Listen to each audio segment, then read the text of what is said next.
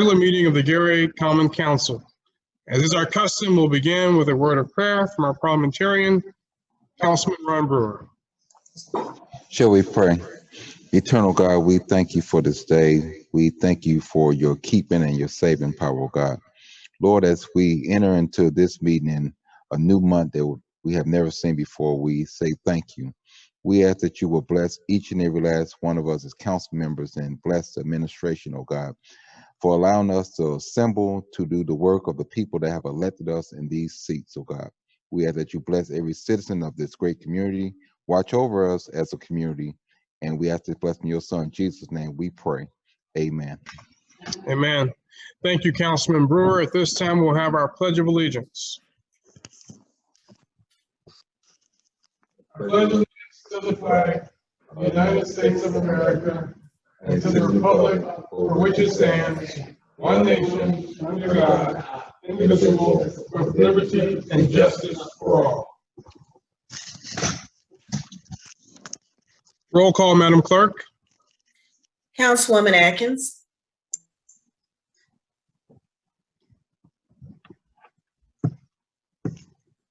Councilman Brewer. Here. Councilwoman Brown. Councilwoman Brown. You're muted. I'm sorry. Sorry. Present. Councilman Brown. Present. Councilwoman Caldwell. Yeah. Councilman Lay. Present. Councilman Weatherspoon. Here. Councilman Williams. Yes. And President Godwin. Present. Mr. President, there are 8 present, 1 absent. Thank you, Madam Clerk. With 8 members present and 1 absent, we have a quorum to conduct the business of the Gary Common Council. Council members, before you are the minutes of our May 18th, 2021 meeting. Is there a motion to approve said minutes? So moved, Mr. President. Been moved by Councilman Brewer. Is there a second? Second. Been seconded by Councilpersons Barnes Caldwell, Councilman Brown, and Councilman Williams. Any question or discussion? Seeing and hearing none, roll call, Madam Clerk. Councilman Brewer. Yes. Councilwoman Brown. Yes. Councilman Brown. Yes. Councilwoman Caldwell. Yes. Councilman Lay. Yes. Councilman Weatherspoon. Yes. Councilman Williams. Yes. And President Godwin. Yes. Mr. President, the vote is 8-0.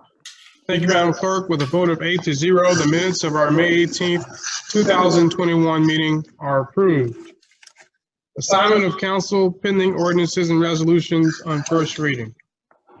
CPO 2021-39, an ordinance for the City of Gary, Lake County, Indiana, authorizing additional appropriations for the general fire pension and police pension funds. Sponsored by Mayor Jerome Prince, City of Gary, Malik Harper, City Controller. Ways and Means.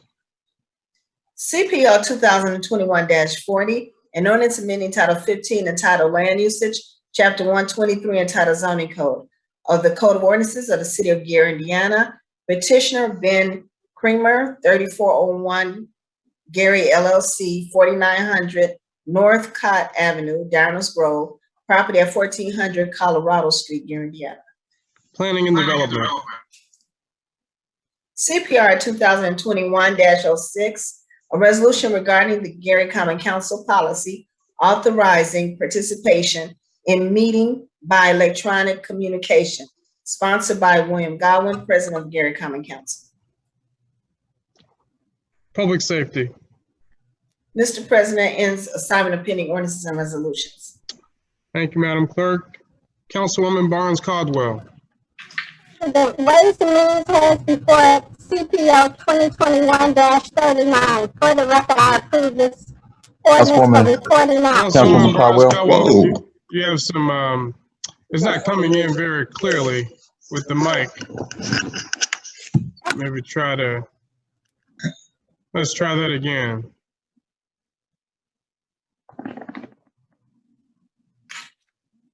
Mr. President, Yeah, it's given the same effect.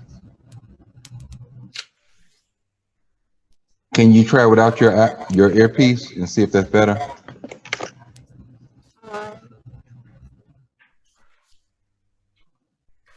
Okay, the top sunset is managed by administrator.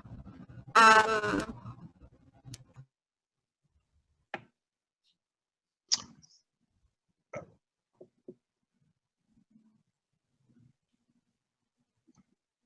I'm going to have someone from the media team come and assist you. But what we'll do is we will just proceed with Councilman Brewer with planning and development. I'm sorry, if you could please proceed, with planning and development. Thank you, Mr. President. Plan Development had before it on first reading CPO 2021-40. Councilman Godwin. Yes. Mr. President, a majority of Planning and Development has approved. Wait a minute. Okay, and I have Brown on here also. Planning and Development, I'm looking at this. Yeah, you're looking at, I am. it's just I'm not. sorry, okay. Yep. Mr. President, majority of the Planning and Development has approved CPO 2021-40 on first reading. Mr. President, Councilman Brewer? Public Safety has before CPR 2021-01. I approve this be reported out on the first reading. Councilman Godwin? Yes. Mr. President, majority of the Public Safety Committee has approved CPR 2021-06 to be reported out. Thank you. I know that Councilwoman Barnes Caldwell is still working on the technology. So we'll take a brief recess. Mr. President, can you hear me now? It's not very clear. Okay. We'll take a 2-minute recess. Move to special and select, just in the interest of efficiency of time, and then we will come back to finish up first reading. Any members for special and select? Councilwoman Brown, you're muted.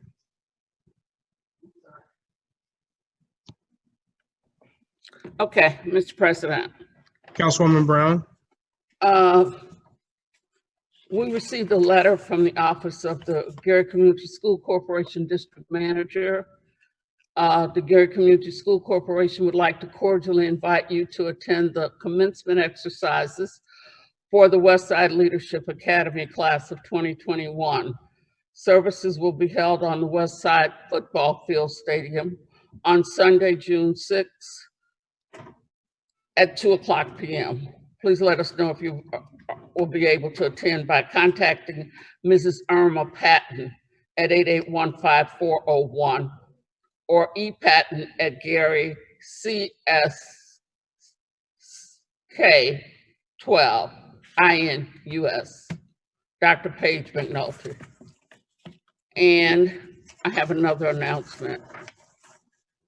I have not had a community meeting this year. I have not had one since last year, and everyone knows I always had community meetings. And so I'm actually going to have a community meeting on Monday, June 7th at 5:30 p.m. at Tolleson Pavilion. Our guests will be the Gary Police Chief, Ron Evans, and his command staff, Gary Fire Chief Sean O'Donnell, and Denise Dillard from the Methodist Hospitals. And she's going to give us some information as it relates to the COVID. Well, that's what it'll be. So for more information, you can contact the Gary Common Council office. Legislative Assistant, Ms. Karen Lane at 881-1315. And as I said, I have not had a community meeting since last year sometime. So I'm real excited about finally being able to have one. So we will have one on Monday. And I certainly hope that you all will come. That's it, Mr. President. Thank you, Councilwoman Brown. Any other members for special and select? Mr. President, Councilman Williams? I'd like to announce the 6th District Zoom meeting, which will be held on June 17th at 6 o'clock. You can contact Sherry. Sherry will give you all the information for the meeting ID and the passcode. I'm sorry, that's Sherry Smith, Legislative Aide, Gary Common Council. I am also hoping that by July, I know I had said to her that I wanted to reach 70%, but I want to see the nation reach 70% of vaccination rate. Hoping that we get as close to that as possible. July's community forum will be held at the Korean Theater. And I will get back to you on that date, but it will be the 3rd Thursday of July at 6 o'clock. Thank you. Thank you, Councilman Williams. Other members for special and select? Yes, Mr. President. Councilman Weatherspoon? Yeah, I want to send a special thank you out to Mr. Jeff Edwards, Ms. Shanice Kemp, Mr. Nathaniel George. Those individuals have been volunteering in our parks and have done a fantastic job of cleaning up our parks and our trails, 3 parks in particular, Reese Park, Ambridge Man Park, and the trail along 6th Avenue. The name of that trail flees my mind at this time. But again, I want to send a special thank you out to them because, you know, without efforts like those, we are not going to be able to move this community forward and get the benefits of our parks and our other assets as we would like. Also, would like to thank Ms. D. Barber, Marionetta Barber, Public Works / Park Department, for her efforts also in supporting the efforts of the individuals and the organizations that I have so named. So again, good job. Thank you very much. Thank you, Councilman Weatherspoon. Other members for special and select? Mr. President, Councilman Barnes Caldwell, we hear you loud and clear. thank you. All right. I would like to invite each of you all to the 5th District's Community Forum. It will be Thursday, June the 10th at 5:30 via Zoom. And our special guest will be Purdue University's nutrition program. So that'll be Natalie from Purdue University from the nutrition program. If some of you all remember, we had a segment, maybe a 6-week event once. So she's going to come back and she's going to give us a 1-day meeting. And you can call the council office at 219-881-1315 for the Zoom meeting information. That's Thursday, June the 10th at 5:30. Thank you. Thank you, Councilwoman. Other members for special and select? Is that you, Councilman Lay? You're muted. Yeah, Okay. that's all. I'd like to announce my son had 2 daughters. He's deceased, but his oldest daughter graduated with honors from high school today. It's been a busy day for me, but it's been a very rewarding day. Her name is Reagan Lay. She graduated at 10 o'clock today. Oh, wow. I saw it via Zoom. She's in Jackson, Mississippi. Oh, wow. Well, congratulations to her and you. I'm sure it was a proud grandparent moment. Oh, yeah. And absolutely. So the legacy lives on.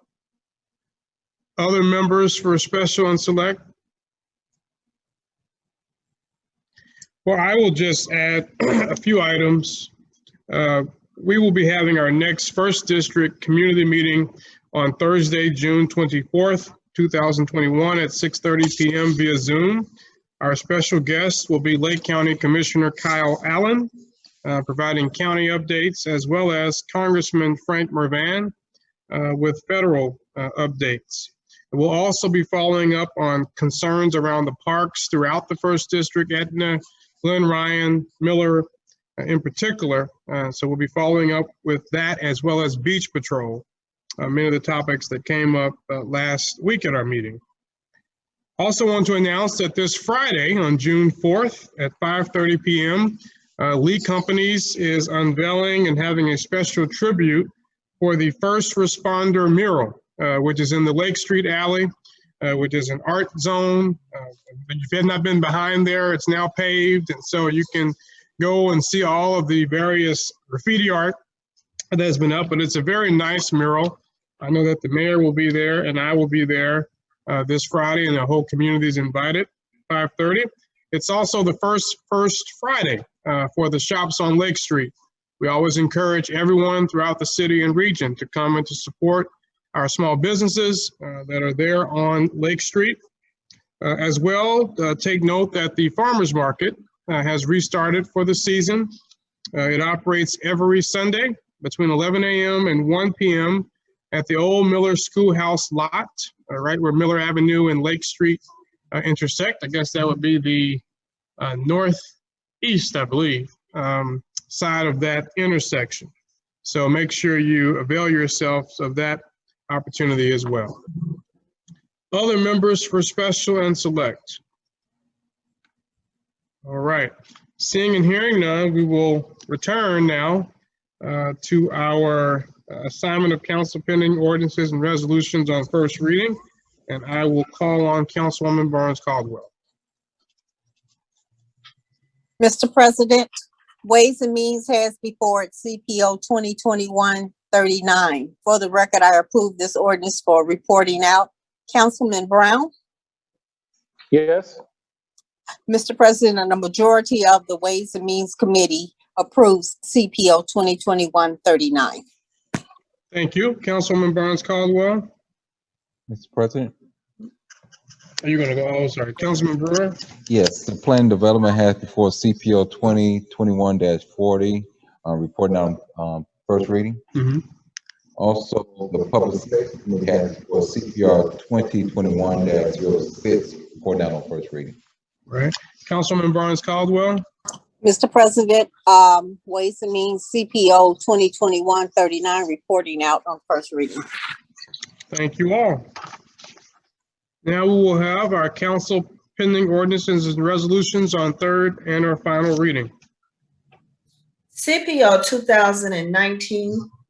2019-65-9305, an ordinance establishing a community benefits agreement sponsored by Rebecca Wyatt, Councilwoman of the First District. President, Councilman Brewer. make a motion to defer CPO 2019-65 to our June 15th meeting at 6 p.m. Second. Been moved by Councilman Brewer and seconded by Councilwoman Barnes Caldwell. Any questions or discussion? Mr. President, Councilman Brewer. the reason for deferring it, there has been a few little changes, I believe, by the law department, and we want to make sure all council members have a clean version of it. So I want to make sure everyone have a chance to take a look at it in a timely fashion. So I'm requesting for the deferment. And I totally agree, I might add, because it's so important that we get it right. I know there was a variety of conversations, both with the committee that has been advocating for the CBA, and it's only right that we're all on the same page. There's been a variety of documents. I also want to take note that that we need to make sure the proper sponsor is in place and prepared by for this revised version. And so I just wanted to make those observations. Other members, questions or discussion? Yeah, Mr. President. Councilman And Lay. of course, I apologize to Mr. Brewer. It's a motion to postpone, not defer. There's no motion to defer in parliamentary Thank you, sir. procedure. Thank you for giving me the opportunity to speak. Again, I believe you're going to have a problem. I feel more that the court has personal and subject matter jurisdiction of this matter. And we appeared, and it came up in court today. I was in court, and there was a discussion that the two lawyers admitted they had never had a discussion on an issue. And the court said, well, it's where he can make decisions, but he would like the parties to have a discussion. We seem to be changing this ordinance without any input from the plaintiff, which is very unique.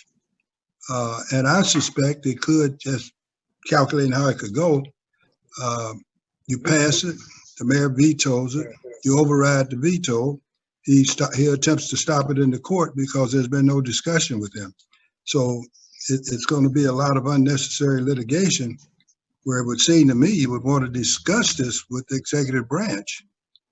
My understanding is that we have been discussing it, and in fact, they are kind of provided one of the initial, they provided some revisions and there was a back and forth, but I'll let Attorney Williams elaborate. Well, the Yeah, only that's reason I raised that, it does not, Jenkins, Mr. Jenkins, I shouldn't say call him Jenkins, is not the attorney handling the case. He's merely being directed to prepare a resolution or to amend. I assume you brought up a very valid point. Somebody is amending this resolution because Rebecca White, council lady in the first district, is no longer with us. But I don't know, like a friend of mine say a lot, what do I know? I just think you're not going to be able to get this mooted or anything else without having a direct conversation. And as my understanding, it's Attorney Walker and Attorney Donnell Lyles handling the case. That's what and as far as, I'm sorry. All right, That's, Attorney Williams. that's enough. Okay, well, one, I'm not interested in discussing our legal strategy on Zoom, but I assure you that I have spoken to the chief attorney for the city, that being the Corporation Counsel, at length about this. He, in return, assigned it to Attorneys Jenkins and the city attorney, Attorney Lockett, where we met on one occasion for quite a time. So, no, we have not spoken directly with Attorneys Lyles or Walker. I believe the Corporation Counsel has the authority to proceed and has put his input in. Now, who he's consulted, I'm not privy to. Well, that's just my suggestion. I don't think he's the proper party, but again, what do I know? You're ignoring the people who are in the court. And I'm saying he does not have the authority to speak to them while they're in court. He could just tell them, just don't show up. They couldn't do that. But we'll find out. One of our suggestions is going to work, the other one is not. I believe it's going to be subject and personal jurisdiction. You can waiver personal jurisdiction, but you cannot waiver subject matter jurisdiction. The court now has both. So if I would talk to the attorneys on the case also. Thank you, Councilman Lay. Madam Clerk, please acknowledge the presence of Councilwoman Ty Atkins. So acknowledged. Thank you. Any other questions or discussions related to the motion before us? Seeing and hearing none, roll call, Madam Clerk. Councilwoman Atkins. Yes. Councilman Brewer. Yes. Councilwoman Brown. Yes. Councilman Brown. Yes. Councilwoman Caldwell. Yes. Councilman Lay. No. Councilman Weatherspoon. No. Councilman Williams. no. President Godwin. Yes. Mr. President, vote is 6 yes, 3 noes. Thank you, Madam Clerk. With a vote of 6 yes and three yeas and 3 noes, CPO 2019-65-9305 is postponed to the next meeting of the Garrett Common Council on June 15th, 2021. CPO 2021-36, an ordinance authorizing transfer of funds within the city's insurance account, Fund 101-601, for insurance carrier administrative fees. Sponsored by Mayor Jerome Prince, City of Gary, Malik Harper, City Controller. Councilwoman Brown? You're muted.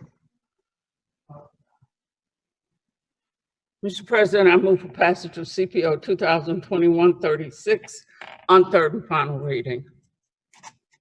Second. Been moved by Councilwoman Brown and seconded by Councilwoman Barnes Caldwell. We'll have the overview at this time. Mr. Harper? Yes, thank you, Mr. President. This ordinance is just to transfer $505K in Department 601, the insurance account, from the insurance line item where we pay premiums for the professional services line item to cover the payment of administrative fees to our vision and dental, meaning Cigna, and our life insurance plan administrator, which is professional claims management. I believe we have Chief Evans if there's any additional information that's required. Thank you, Mr. Harper. Any questions for Mr. Harper or Chief Evans related to, or discussion related to this ordinance? Okay. Seeing and hearing none, roll call, Madam Clerk. Councilwoman Atkins, Yes. Councilman Brewer, Yes. Councilwoman Brown, Yes. Councilman Brown, Yes. Councilwoman Caldwell, Yes. Councilman Lay, Yes. Councilman Weatherspoon, Yes. Councilman Williams, Yes. and President Godwin. Yes. Mr. President, vote is 9-0. With a vote of 9-0, CPO 2021-36 passes and is so ordered. CPO 2021-37, an ordinance amending Title 15 entitled Land Usage, Chapter 123 entitled Zoning Code of the Code of Ordinances of the City of Gary, Indiana. Petitioner is Arthur Brown, 900 to 34 East 21st Avenue, property at 900 through 34 East 21st Avenue, Gary, Indiana. Councilman Brewer? Mr. President, I move for passage on third and final CPO 2021-37. Second. Been moved by Councilman Brewer and seconded by Councilman Barnes Caldwell. Mr. Berea will have the overview at this time. Good afternoon, everyone. The owner of petitioner is Arthur Brown. The affected real estate is 900-34 East 21st Avenue. The parcel is currently zoned R4, and the petitioner is requesting a use variance for the uses of office, school training, and retail. The staff gives a favorable recommendation as this will bring the current and the future use of this property into compliance with zoning code. And the petition was favorably recommended from the Board of Zoning Appeals hearing on May 10th, 2021. I will take any questions at this time. Thank you. And I just want to make sure, is Mr. Brown on the call? The petitioner? Do we know, media team, if Mr. Brown is on? Okay, is he in the meeting? Should there be any questions? So, any questions at this time for Mr. Berea or the petitioner?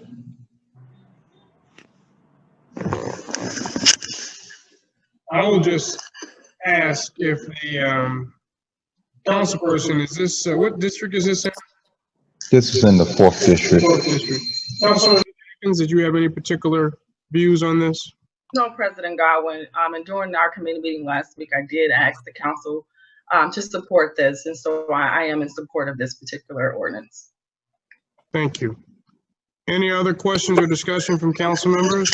Mr. President, Councilman Brewer? I just want to say I will be supporting this, and I just want to commend Mr. Brown for his effort in bringing the trade and, well, knowing the trade and bringing the trade back to the community and trying to teach men and women the trade. I just commend him on that because it's such a great need to have men and women inside the plumbing trade and also the supply business where you can get basic supplies inside the community as people do work.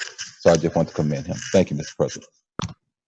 Thank you. And I echo that sentiment. Workforce development is absolutely essential in our community and across this country as people retool, upskill, get new skills in order to reinvent and survive. So sounds like an excellent opportunity.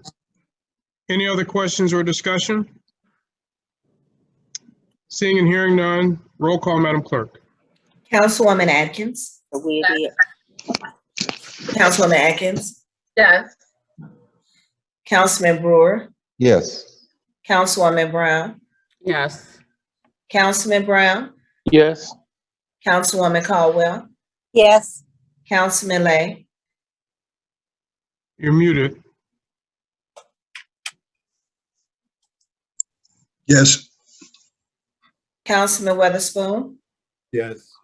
Councilman Williams, Yes. and President Godwin. Yes. Mr. President, the vote is 9-0. Thank you, Madam Clerk. With a vote of 9-0, CPO 2021-37 passes and is so ordered. CPO 2021-38, An ordinance amending Title 15 entitled Land Usage, Chapter 123 entitled Zoning Code of the Code of Ordinances of the City of Gary, Indiana. Petitioner Destiny Black, 1500 Kennedy Street, Gary, Indiana. Property at Kentucky Street, Gary, Indiana. Councilman Brewer, Mr. President, I move for passage of CPO 2021-38 on third and final. Second. been moved by Councilman Brewer and seconded by Councilwoman Barnes Caldwell. We'll have the overview at this time, Mr. Berea. The petitioner is Destiny Black. The owners are Barbara Jean and Kelly LeBroy. The affected real estate is 1500 Kentucky Street. The parcel is zoned R4, and in accordance with Municipal Code Section 12359, the petitioner is requesting a special use permit to operate a learning daycare on the property. The petition was heard in the Board of Zoning Appeals hearing on May 10th, 2021. Of the 17 letters that were submitted, 3 came back, and the 3 letters were in opposition. The concerns that were listed were not enough parking, neighbors losing parking directly in front of their homes, the additional contribution of traffic onto that street, that there's a learning daycare already in the neighborhood, a concern about noise, and that a concern that the current owner does not maintain the property. We believe that the petitioner had responded to many of these comments, and the petition meets the 7 criteria and thus is favorably recommended to the Common Council. I will take any questions at this time. And I just want to confirm, thank you, Mr. Berea. Is the petitioner on, Ms. Black? Okay, Yes, she's on. Oh, thank you. Any questions or discussion from council members for Mr. Berea or Ms. Black? Mr. President. Councilwoman Atkins? So there was a couple of things that myself and Councilwoman Barnes Caldwell had asked Mr. Berea to provide to us prior to this meeting. I'm not sure if the chairman of the P&D committee received it, but Mr. Berea, we had asked for confirmation that the actual owner of the property did give a notice that it was okay to use this particular property for this business. I don't think we received that. We also had asked for detailed information about the number of daycares that was in a certain radius of that particular location. We did know that it was one off the top of our heads. I think Councilwoman Barnes Caldwell identified that, but I specifically asked for information for those particular daycares that are between Georgia and Martin Luther King, which will encompass the 1500 block of Kentucky. So did you submit that information to the chair and it didn't receive to the balance of the body? I apologize for not submitting that information to the council. I did receive an email from the property owner granting permission to the petitioner to operate the business on the property. However, the creation of the map, so you know what other daycares are in the area, it takes time to put that together. And as you know, I'm a one-person zoning department with additional help. But still, I'm seriously overburdened with work, so I was not able to finish the map in time for this meeting. So I apologize for that. Thank you, Mr. Berea. Any follow-up, Councilwoman Atkins or other council members? Mr. President, Councilman Brewer? I did have a concern about the petitioner's address. It was described in the docket that we have before us, 1500 Kentucky Street, and the property address of the proposed daycare center is 1500 Kentucky Street. It was outlined in committee that the owner of the daycare would not live at the residence, but there's no change of address. So for the record, I need to have an address on the record for the petitioner. Is that something you're prepared to provide, Mr. Berea or Ms. Black? Yes, I can provide my current address. Okay, It's 6750 East 4th Avenue. And that's Gary, Indiana. Thank you. That's all the questions I have, Mr. President. thank you, Councilman Brewer. This is your district, Councilwoman Atkins, is that correct? Yes, that's Are correct. you in support? What is your position on this? I'm abstaining from this vote. Okay. Thank you. Any other questions or discussion? Mr. President, Councilman Brewer? I want to preface my vote this evening. I stated inside the committee that I did have concerns of the location with it not having parking, and that has always been a pet peeve of mine. Make sure there's driveway parking for any daycare facility.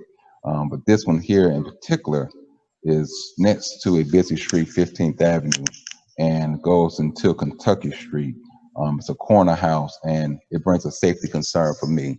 So therefore, I would not be voting in support. Thank you, Mr. President. Thank you, Councilman Brewer. Any other council members' questions or discussion? Yeah, I have a question to Mr. Councilman Lay. Berea. Does this request comply with the law? Mr. Berea? Mr. Berea, all right. Yes, the criteria that were used to assess this particular petition for special use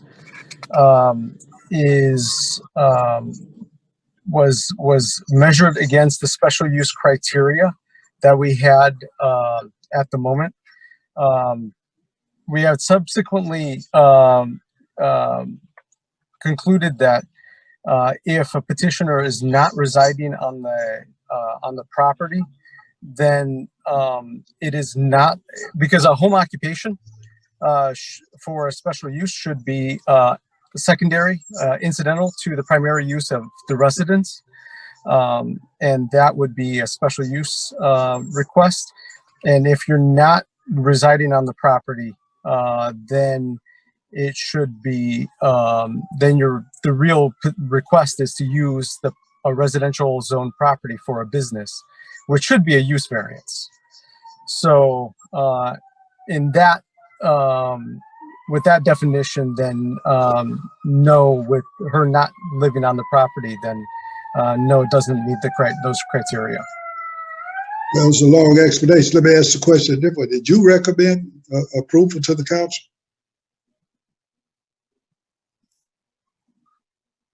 Mr. Berea? Mr. Berea might be getting over. Oh, Sorry, I didn't hear that. Can you? Did you recommend approval of this ordinance to the council?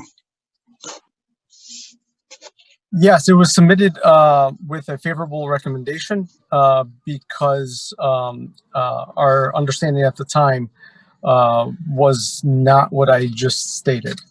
We didn't have the distinction between owner residing on the property and owner not residing on the property. That's the failure of the BZA, isn't it? And your failure. Yes. What about the lack of this map?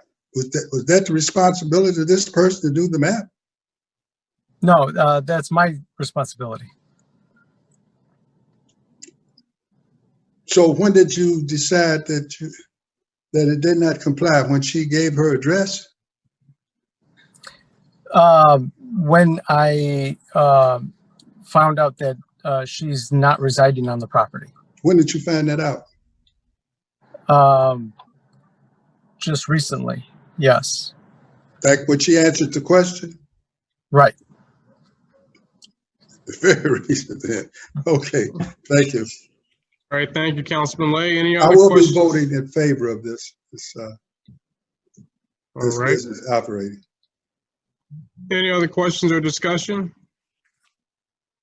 I would just like to say, and it's not directly related to this, but I really think that we need to, as a body, obviously have a public an open conversation with the Board of Zoning Appeals, with all members of the council and members of the administration about daycares in particular, because this is a recurring set of questions and what the requirements are. I also think we need to have some conversations, and I would look to our corporation counsel and our own attorney just about people's privacy. I mean, when people come on here and they give their name and their personal address, they may be on the witness protection program or, have someone they're running from, and we're, basically broadcasting to the world where people live. And that doesn't necessarily need to be public record for everybody. So I think we need to look at our whole process for how we handle these variances and what is discussed publicly and what is discussed privately. So I'm going to ask in the next couple weeks for our Planning and Development Committee meeting to connect with the Board of Zoning Appeals to, obviously be a public meeting because there'll be a quorum present, but to have a Planning and Development Committee meeting with a discussion point around the current status and the future outlook for daycares in particular. Any other questions or discussions related to this ordinance? Seeing and hearing none, roll call, Madam Clerk. Councilwoman Atkins, Same. Councilman Brewer, No. Councilwoman Brown, No. Councilman Brown, No. Councilwoman Caldwell, No. Councilman Lay, Yes. Councilman Weatherspoon, Yes. Councilman Williams, You're muted. Apologies. Yes. and President Godwin. No. Mr. President, vote is 3 yes, 5 noes, and 1 abstention. With a vote of 3 yes, 5 noes, and 1 abstention, CPO 2021-38 fails for lack of sufficient votes. CPR 2021-05, a resolution of the Park Board of Commissioners of the City of Gary providing for a hearing and public comment on the increase in fees for Marquette and Lake Street Beaches parking and boat launch, sponsored by Mayor Dromey Prince, City of Gary, Eric Reeves, Director of Park Board. Councilwoman Atkins, Mr. President, I move for passage of CPR 2021-05 on third and final. Second. it's been moved by Councilwoman Atkins and seconded by Councilwoman Barnes Caldwell. Who will provide the overview? I will. All right, thank you, Ms. Barbara. Okay. Good evening, council. As you know, we currently charge fees for Marquette and Lake Street parking. And due to the increase for safety, garbage disposal, security maintenance of Marquette and Lake Street Beach, we're requesting consideration for the fees to be increased. We have looked at the neighboring beaches and we think they are actually in line with that. So currently, Marquette Beach parking fees, they're currently $5. We would like to go to $8. For the visitors, it's $7. We would like to go to $10. For the Lake Street Beach and boat launch parking fees, they were $5 for a resident. We'd like to go to $10. The visitors are $7. We would like to go to $12. Lake County is currently $8. We would like to go to $15. Also, the resident parking rate at Lake Street Beach is currently $8 over there. We would like to go to $15. The visitors are $10. We would like to do $20. They have the season pass also. The resident season pass would be $60. That it was currently $60. We would like to go to $75. The pass for Lake Street Beach and the boat launch, that one there is currently $60. And for a resident, $75 for the visitor, $65 for the Lake County, and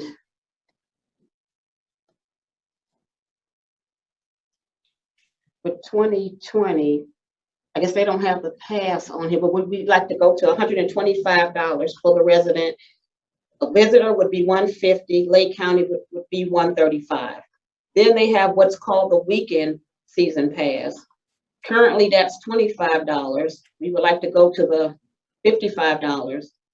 Lake Street Beach and Boat Launch, currently the resident is $25. We would like to go to $40. They've got the bus rate of $20, and that covers 25 to 50 people. We would like to go to $75.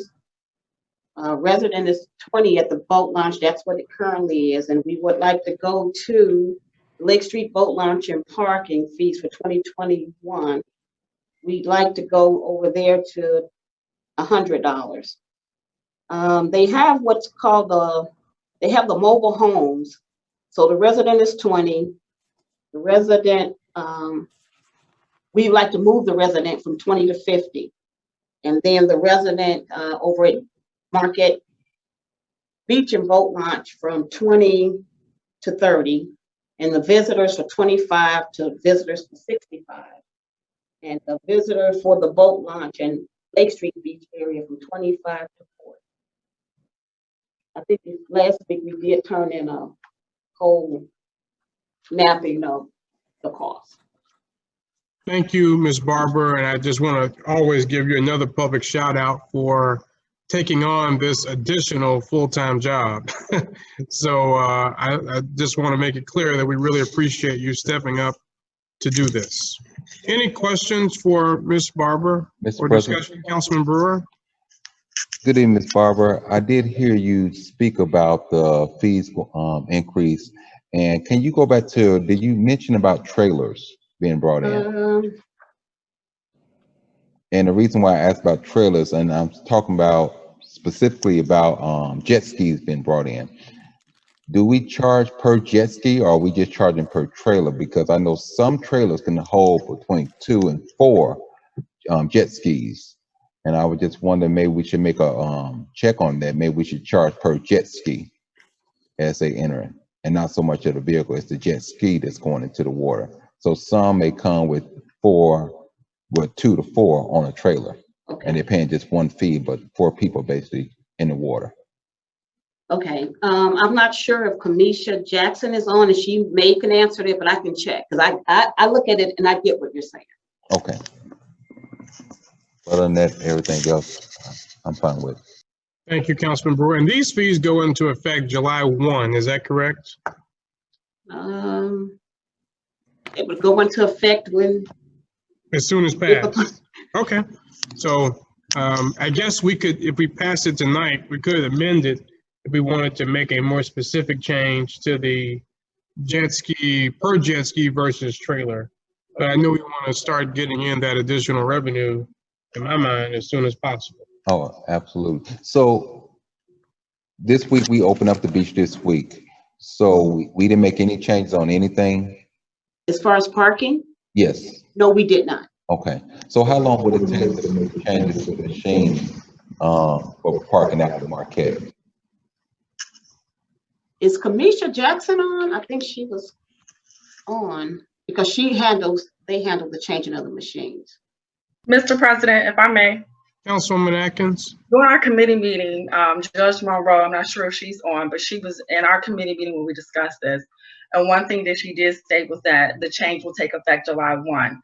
So if that's something that we want to change, I'm not sure if that's the language and the resolution. I don't have it in front of me, but I do know that that was a point of discussion that we'll probably need to just make sure that we're aligned with Judge Monroe, who's the attorney of the park board, if we want to move that up in terms of the effective date. And if I may also, since we're talking about the rates, in that meeting, I also had requested that in the language of the resolution, it speaks to an Exhibit 1. And so there was technically nothing identified as Exhibit 1 that was attached. It was just a memo on Eric Reeves' letterhead. And so I had requested if we could have a fee schedule that was identified as Exhibit 1, as it is listed in the resolution to be attached.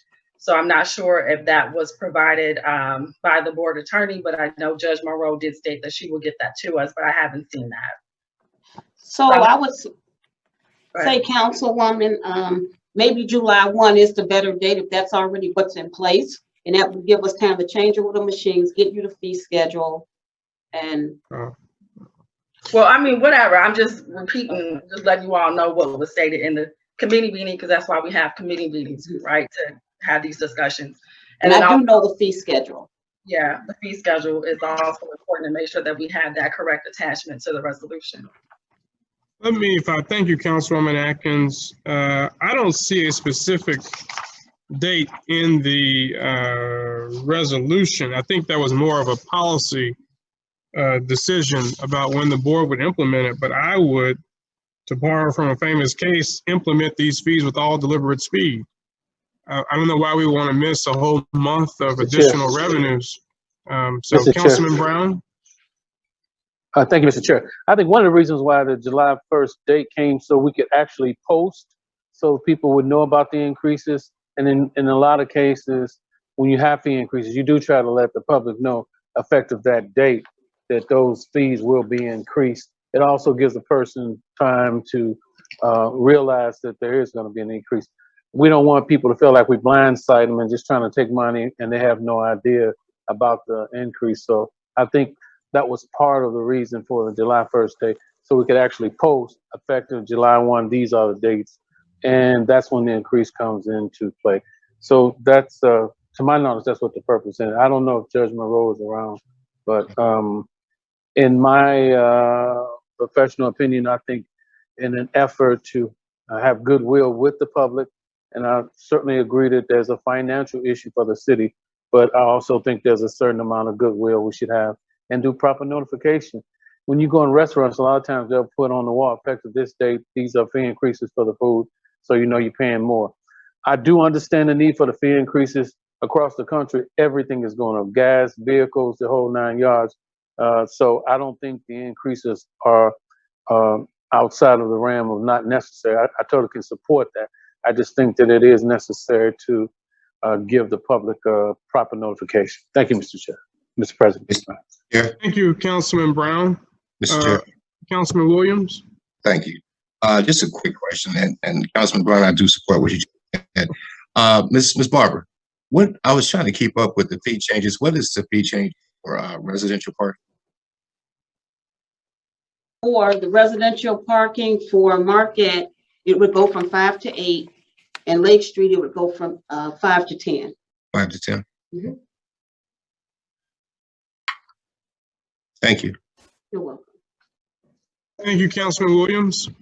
And as I said before, I don't think it's anything written hard and fast into the ordinance itself. It's really a policy decision of the board. I would certainly encourage them. Our summer season is very fast. It's 12 weeks.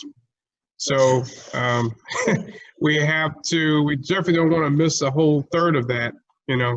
And I would just encourage them 2 weeks, maybe June 15th. Because most people who are coming from Chicago and other places won't see our notices. They will find out when they show up, but I certainly understand the need to post it, but I wouldn't wait 4 weeks, but that's on the park board. Mr. President, Councilman Brewer? in the committee meeting, you brought up a very good point about being able to park at the park and pretty much stay there all day on whatever the rate is. I thought it was a good idea where you talked about the fee should escalate after so many hours being there. I would like if the park board and, you know, Ms. Barber, if you all can take a look at, you know, that comment that was made during that committee meeting, especially with the pay machines. And hopefully we can get more pay machines out there, especially along that little curve as you're going around the beach where a lot of people park there for free. Put some type of meter system in place right there, where is 4 hours, every 5 hours, the fee would go up $2 or whatever after every hour. But I think there should be some type of escalating scale in place at the same time after a certain amount of hours. Because a lot of times, depending on what you have at the beach, the parking lot can get filled and people can stay there all day long. So you're missing out on additional revenue that you can have if people had to pay after a certain amount of time being there, as you do inside any parking garage or parking facility. Pretty much it. Thank you. Thank you, Councilman Mr. Brewer. President. Councilman Brown? Mr. President, I believe Judge Monroe is trying to get in on the All meeting to right. make a comment. Could you get in, please? Thank you. Let's see here. Judge Monroe is media team. Please add her into the meeting.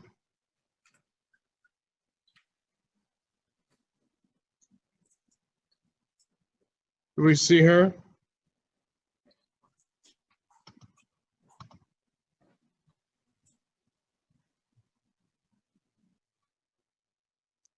Mr. President, she would be under Cheryl Freeman.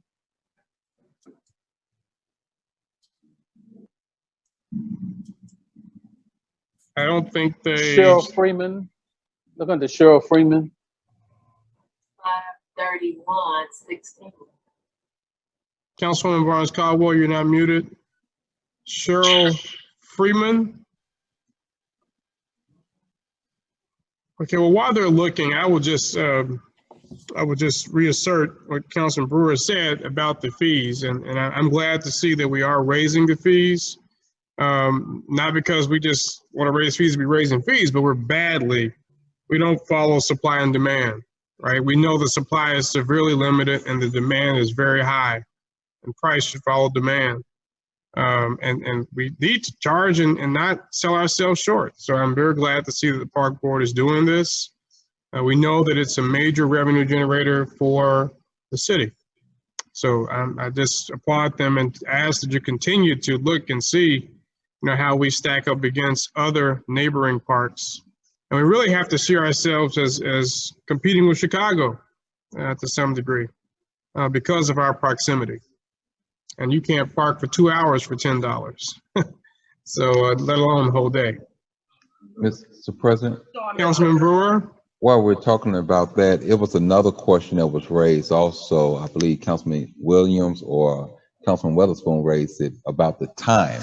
Should be posted with the time, not just at the sunset or whatever, but specific time should be posted at the beaches or at the parks, pretty much, what time all parks close. So I thought that was a good idea also. Right. Mr. President? Councilman Weatherspoon? Yeah, thank you, Councilman Brewer. Yeah, the issue I'd raised, and it's interesting because I was speaking to the chief today, and one of the things that we talked about, in particular, we were looking at Reese Park and the possibility that we may even have of some cameras with the local business there being McDonald's. But, as the chief, mentioned, signage, cameras, anything along those lines would be very helpful in helping with the enforcement at the beach areas, because there are a lot of activities that go on at the beach, some good and some bad. So if we could post something saying that the beaches are closed at sunset or whatever time that they close and that people should vacate, I think we should do that. It would be a very proactive approach. Thank you, Councilman Weatherspoon. Looks like Judge Monroe, the attorney for the Park Board, is on. We ask that you're muted. Thank you, President. I'm sorry. I was not able, I was listening to you guys since 6 o'clock, so I've been on. And I just want to try to answer some of the questions. One of the questions was, Councilman Brewer, we have not started charging per person with those jet skis because we were trying to make sure that everything was in order, to make sure that the launch is clean. And the next couple of years, we would be looking at doing that. But right now, we just wanted to make sure everyone is enjoying, making sure that the sand is cleaned out. And as things get better and as our attendance grows, we will look towards that. As it relates to the rate increase, we decided July 1st, because that's usually when the state rate increases go. Court costs and different things change on that date. But we have no problem with increasing those before that. We just wanted to make sure that the public knew when those dates, when the increases would go into effect. And as it relates to Councilman Weatherspoon, we have talked about getting some signage up as it relates to the time that people are expected to vacate the beach.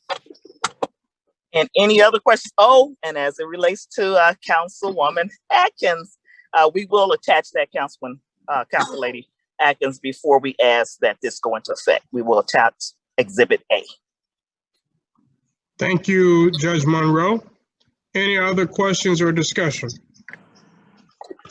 All right, seeing and hearing none, roll call, Madam Clerk. Councilwoman Atkins? Yes. Councilman Brewer? Yes. Councilwoman Brown? Yes. Councilman Brown? Yes. Councilwoman Caldwell, Yes. Councilman Lay, No. Councilman Weatherspoon, Yes. Councilman Williams, Yes. and President Godwin. Yes. Mr. President, vote is 8 yes, 1 no. With a vote of 8-1, CPR 2021-05 passes and is so ordered. Mr. President, ends pending ordinances and resolutions on third and final. Thank you, Madam Clerk. Council pending ordinances and resolutions on second reading. CPO 2021-39, an ordinance for the city of Gary, Lake County, Indiana, authorizing additional appropriations for general fire pension and police pension funds, sponsored by Mayor Jerome Prince, City of Gary, Malik Harper, City Controller. Councilwoman Atkins? Or Councilman Barnes Caldwell? Mr. President, Ways and Means has before it CPO 2021-39. We would like to have a committee meeting June the 8th at 5 p.m. at a public meeting June the 15th at 6 p.m. It's been moved. Is there a second? Second. It's been moved by Councilman Barnes Caldwell and seconded by Councilwoman Atkins. Any questions or discussion? Seeing and hearing none, roll call, Madam Clerk. Councilwoman Atkins, Yes. Councilman Brewer, Yes. Councilwoman Brown, Yes. Councilman Brown, Yes. Councilwoman Caldwell, Yes. Councilman Lay, Yes. Councilman Weatherspoon, Yes. Councilman Williams, Yes. and President Godwin. Yes. Mr. President, vote is 9-0. With a vote of 9-0, CPO 2021-39 passes on second reading, and with a Ways and Means Committee meeting to be held on Tuesday, June 8th at 5:00 p.m. and a public meeting to be held on Tuesday, June 15th at 6:00 p.m., both of which via Zoom. CPO 2021-40, an ordinance amending Title 15 entitled Land Usage, Chapter 123 entitled Zoning Code of the Code of Ordinances of the City of Gary, Indiana. Petitioner Ben Creamer, 3401 Gary LLC, 4900 Northcott Avenue, Downers Grove, Illinois, property at 1400 Colorado Street, Gary, Indiana. Councilman Brewer? Mr. President, the plan development has before CPO 2021-40. I'll schedule a committee meeting June the 8th, 2021 at 5:30 p.m. A public hearing on June the 15th at 6 p.m. It's been moved. Is there a second? Second. And you said June 8th at what time? 5:30 p.m. 5:30 p.m. It's been moved and properly seconded. Any questions or discussions? Seeing and hearing none, roll call, Madam Clerk. Councilwoman Atkins, Yes. Councilman Brewer, Yes. Councilwoman Brown, Yes. Councilman Brown, Yes. Councilwoman Caldwell, Yes. Councilman Lay, Yes. Councilman Weatherspoon, Yes. Councilman Williams, Yes. and President Godwin. Yes. Mr. President, the vote is 9-0. With a vote of 9-0, CPO 2021-40 passes on second reading with a Planning and Development Committee meeting to be held on Tuesday, June 8th at 5:30 p.m. and a public hearing to be held on Tuesday, June 15th at 6:00 p.m., both of which will be via Zoom. CPR 2021-06, a resolution regarding the Gary Common Council policy authorizing participation in meeting by electronic communication, sponsored by William Godwin, President of the Gary Common Council. Councilman Brewer. Mr. President, request to suspend the rules for CPR 2021-06 and pass on all three readings. Second. Been moved by Councilman Brewer and seconded by Councilman Barnes Caldwell. Any questions or discussion? What I will just say is that this is related to a recent law that was passed by the state regarding electronic communications. And essentially, it is not pandemic or public health emergency specific, but, and I'll go through greater detail later, but allows public bodies throughout the state that have open meetings to do them electronically as long as 3 members of the body or this council related to our ordinance are present, and that one must attend in person at least 1 meeting of the council annually. One must notify the president of the council at least 3 days prior to the date of that meeting. It says by electronic, whoever's going to participate by electronic communication, so that includes committee meetings. And I would just ask that it be in writing, that you make that, it could be an email, and that way there's a way for us to have a public record of that.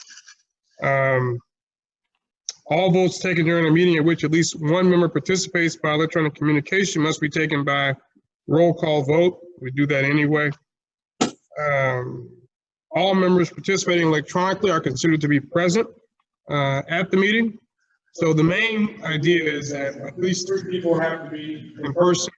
One must give notice at least 3 days in writing prior to the specific committee or council or other meeting of the body. And one must attend at least 1 meeting in person during the year. And this is related to Indiana Code 5-14-1.5-3.6. As a reminder to consider this on all 3 readings, we need a unanimous vote of the body. Any questions or discussion? Seeing and hearing none, roll call, Madam Clerk. Councilwoman Atkins. Yes. Councilman Brewer. Yes. Councilwoman Brown. Yes. Councilman Brown. Yes. Councilwoman Caldwell.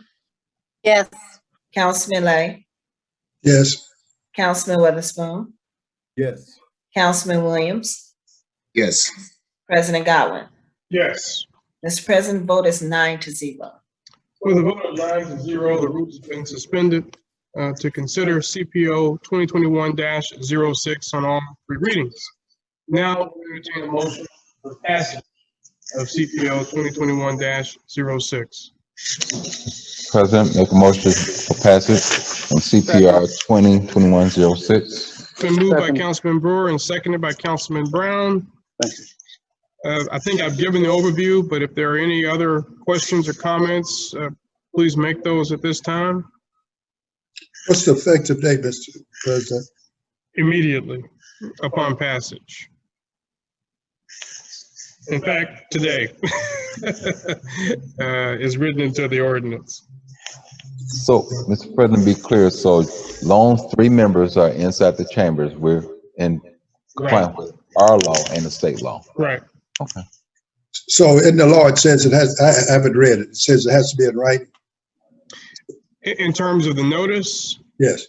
the ordinance, I'll yield to Attorney Williams. I prefer it be in writing so that there's a record for it versus someone say I called them or I sent them a text. That way. What's in what we're asking us to pass? What's in there?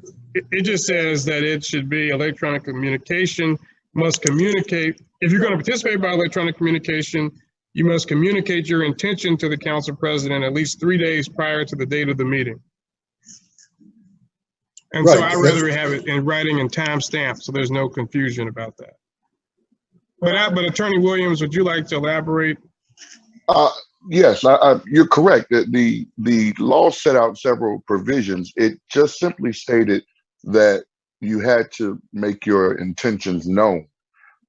It didn't even speak to who you should make it known. So I added the council president, and I also added the 3 days. I looked at several other resolutions that have been put in place by other departments. They required 3 to 5 days. And 3 was the least intrusive. So while it does not spell it out directly or specifically, it does say that you have to make your intentions known of not being physically present. I'd only add one other thing.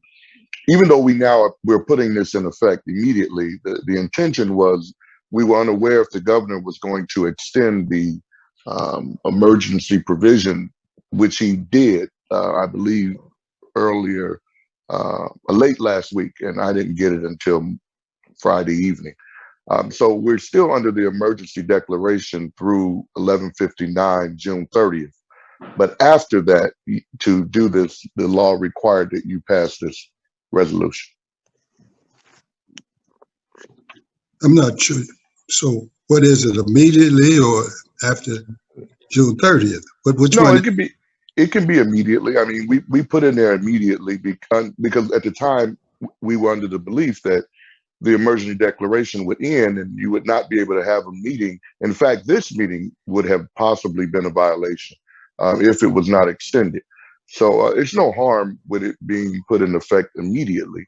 It just has to be in effect by June 30th, 11/59. What happens if you don't give him the written notice? Since you putting that in there too. What happens? I don't What's the believe sanction? I don't think it's a sanction. I don't think you'd be allowed to participate. The law stated that you had to give notice to participate electronically. So I'm not encouraging a sanction. I'm just saying the person wouldn't be allowed to participate. I imagine you could give a one-time notice and say, I intend to attend all meetings electronically. Of course, you have to meet the requirement of the one annual meeting, and that would suffice if that was your intention.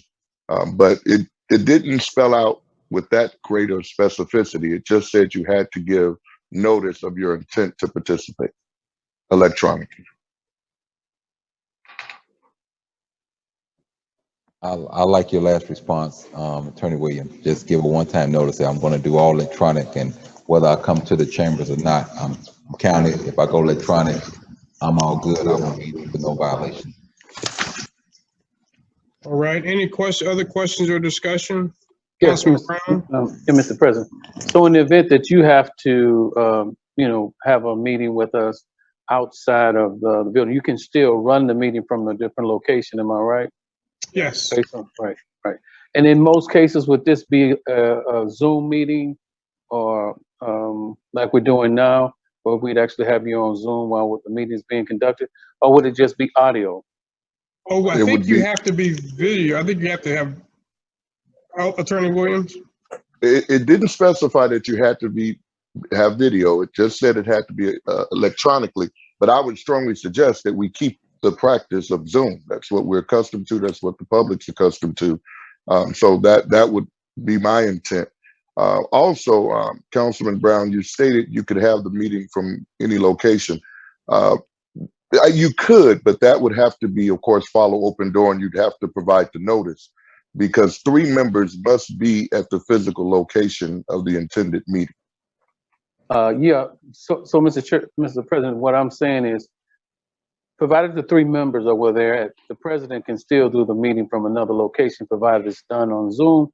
I brought that up because I've served on other boards where we've done just the audio part, and it's still, the quorum was still effective, the votes were still done. But because we deal with the public in a different manner, that's the reason why I brought the issue of Zoom up. And so I think Zoom is a very effective tool for us. I think it's a great way for us to continue to communicate. Thank you, Mr. President. Thank you. Thank you, Councilman Brown. I think basically, as long as 3 members are present, whether they're the president or vice president or not, we would be covered. Attorney Williams, did I interrupt? I agree with that, but I think to conduct a meeting, one of those members would have to be participating to preside over the meeting. The president or the vice president would have to participate. I don't believe they'd have to be in the physical location, but otherwise we wouldn't have an officer to conduct the meeting. Right, so they would just have to, they don't have to necessarily be physically present, whoever the president is, but just they have to be, either one of them would have to be present, whether we were in person or not. Correct. Right. Mr. President, I believe in the open door law, you have to be seen and heard. I think that's the safest bet. Yeah, you got to be seen and heard. You can't, that's a requirement. You don't have to let people speak, but they have to be able to see you and hear you. Correct. Other than that, you gotta, they don't know what's going on. Right. I agree. Other questions or discussion? So, Mr. President, Councilman Brewer?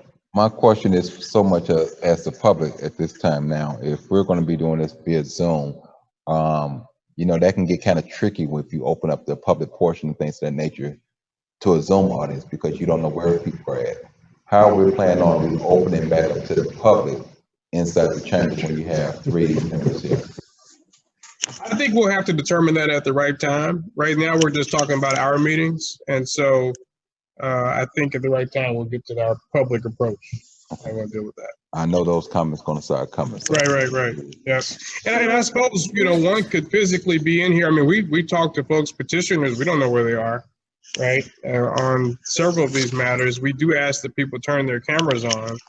And so I hear you in terms of not beginning to have folks that may be just calling in as pranks, right? That aren't actually local or part of the body politic. However, I don't think, technically someone from anywhere, right? I don't think I'll lean on Councilman Lay and Attorney Williams. I don't think that you have to be from the city to speak at a public meeting in the city. So anybody technically could come. It's obviously easier when you're able to log on to your computer versus physically being present as a member of the public. I think we're going to have a larger conversation about public commenting and that whole process. But I think for now, they would need to, as they're doing now, call the council office and ask to participate in terms of public comment. Like we're going to have 3 this evening, all of whom I know, but I think we would probably follow that process. I have a question. Councilwoman Brown? At least 3 members of the council must be physically present at the place where any meeting is to be conducted. So does that mean if we're here, we have to have at least 3 people? Because we don't always have 3. Right. So going forward in the future, certainly after June 30th, unless the governor's emergency declaration is extended, then there would have to be 3 people in this space, in this building. That's correct. Right. We have 3 tonight. Actually, we have 5. So. Yeah. All right. Yeah, Mr. President. Councilman Brown? I'm glad you brought up the issue about having 5 in the building because a lot of people don't realize we're in different parts of the building, even though, we're having a meeting.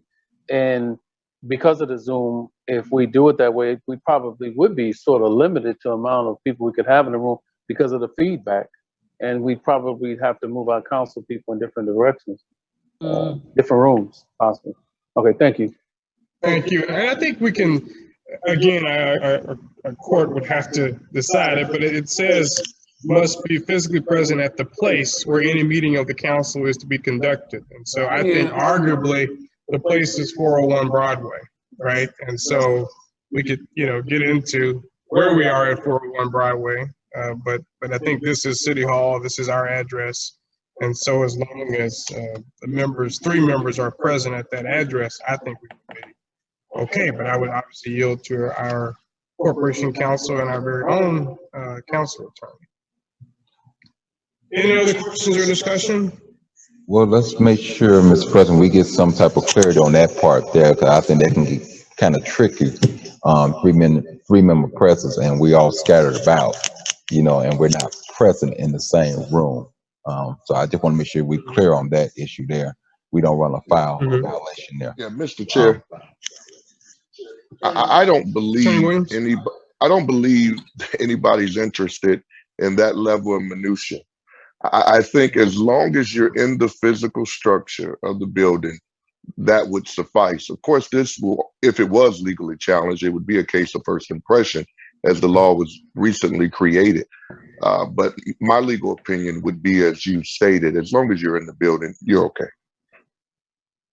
All right. Any other questions or discussion? Seeing and hearing none, roll call, Madam Clerk. Councilwoman Atkins, Yes. Councilman Brewer, Yes. Councilwoman Brown, Yes. Councilman Brown, Yes. Councilwoman Caldwell, Yes. Councilman Lay, Yes. Councilman Weatherspoon, Yes. Councilman Williams, Yes. and President Godwin. Yes. Mr. President, vote is 9-0. Thank you, Madam Clerk. With a vote of 9-0, CPR, 2021-06 passes and is so ordered. Mr. President, has pending orders and resolutions on second reading. Thank you, Madam Clerk.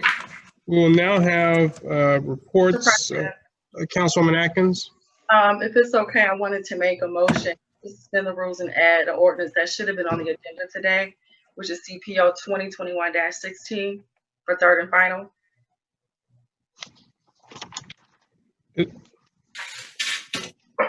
Is that can you state what that's? Yeah. CPO 2021-16 is the ordinance for the city of Berry Lake County, Indiana, authorizing additional appropriations for the Park and Recreation Fund. This is the ordinance that was deferred until June 1st. Okay, so you're making a motion to add that to our agenda. For third All and right. final. On third and final. Is there a second? Mr. President, Councilman Lay? I'm not seconding it. Second. All right, so it's been moved and seconded. Questions, discussion, Councilman Lay? I thought this was on the table. It was. I think it was, okay. It's never So are been you making removed. It was never removed from the table. Okay. So, right, so you want to make a motion to yeah, I move would it, like to to lift make it a from the, motion to remove it from the table. Because that's the first one. all right. It's been moved and properly seconded to move 2021-16 off the table. Is that the correct way of saying that, Attorney Williams? Yes. All right. Any questions or discussion? Seeing and hearing none, roll call, Madam Clerk. Councilwoman Atkins, Yes. Councilman Brewer, Yes. Councilwoman Brown, Yes. Councilman Brown, Yes. Councilwoman Caldwell,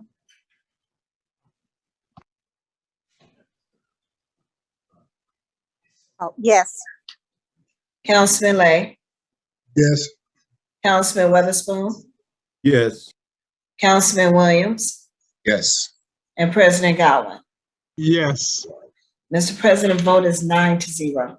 Thank you, Madam Clerk. With a vote of 9-0, we have lifted or moved from the table CPO 2021-16. Now, Councilwoman Atkins, are you making a motion for passage? Yes, I want to confirm with Attorney Williams that is that the appropriate motion to make. It is at this time. Thank you. So, Mr. President, I would like to make a motion to pass CPO 2021-16 on third and final. Second. It's been moved by Councilwoman Atkins and seconded by Councilman Brown. We'll have the overview at this time. I'm thinking by Ms. Barber. Yes, thank All you. right. Thank you. Okay, well, as you know, I wasn't prepared for this one, but as you know, this is the reallocation that I came up with. Instead of getting the 5 ATVs, we looked at 3. And I kind of just explained here that we needed some other things for some of the other park pavilions, the park shelters, some equipment for the lawn care. We actually wanted to bring in a contractor to help with cut some of the parks.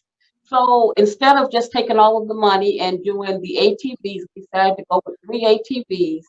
We did remove the Yamaha jet ski because it was not exactly what we needed, but we will bring that back around maybe for next year. The other things we had on here were the cameras for Hudson Campbell. We kind of spread it out. Charleston, we needed some things done over at Charleston Pavilion and wanted to get ready for the summer feed program. So that was the I guess the consensus of taking what we had, dividing it up to where we could use it throughout the different parks as well as Marquette Beach. Thank you, Ms. Barber. Questions, Councilwoman Brown? Mr. President, I have a question. Now, if that's like a national park, is there anything that the government says in terms of the number of ATVs that are required? Okay, so this is what we do have now. Currently, we have 6 ATVs. They were looking to purchase additional ATVs because of the age of the ATVs. But currently, there are 6. Okay, that was just to kind of add to what we have and start to like phase those out and replace them. Okay, but there are 6 currently.